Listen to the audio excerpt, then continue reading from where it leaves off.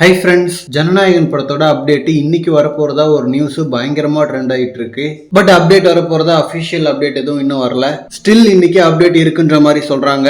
அதுவும் என்ன அப்டேட்னா படத்தோட ரிலீஸ் டேட்டை தான் அனௌன்ஸ் பண்ண போறாங்களாம். அதாவது இனிஷியலா ஜனநாயகன் படம் அக்டோபர் ரிலீஸ்னு சொல்லிட்டு தான் அனௌன்ஸ் பண்ணாங்க. பட் நிறைய காரணங்களால படம் போஸ்ட்பாண்ட் ஆகுது அப்படின்றத ஆல்ரெடி பார்த்திருக்கோம். அண்ட் மோஸ்ட்லி படம் பொங்கல் ரிலீஸ்னு தான் அனௌன்ஸ்மெண்ட் வரும்னு சொல்லிட்டு ஒரு எதிர்பார்ப்பு இருக்கு. ஏன்னா இந்த வருஷம் படம் ரிலீஸ் ஆக வாய்ப்பு இல்லை அப்படின்ற மாதிரி ஆல்ரெடி நியூஸ் வந்துச்சு. அண்ட் ஆல்சோ 2026 எலெக்ஷனுக்கு முன்னாடி பொங்கல் தான் கரெக்டான ஒரு ரிலீஸ் டேட்டு. ஸோ அதனால மோஸ்ட்லி ஜனவரியில ஏதாவது ஒரு டேட்ல ரிலீஸ் அப்படின்ற மாதிரி தான் அனௌன்ஸ்மெண்ட் வரும்னு நினைக்கிறேன். அண்ட் இப்பவே ரிலீஸ் டேட் அனௌன்ஸ் பண்றதுக்கான காரணம் ஒரு பெரிய ஹீரோ படம்னா முன்னாடியே ரிலீஸ் டேட் அனௌன்ஸ் பண்ணணும் அப்படின்ற மாதிரி அர்ச்சனா கல்பாத்தி அவர்கள் கோட் பட டைம்லயே சொல்லியிருந்தாங்க.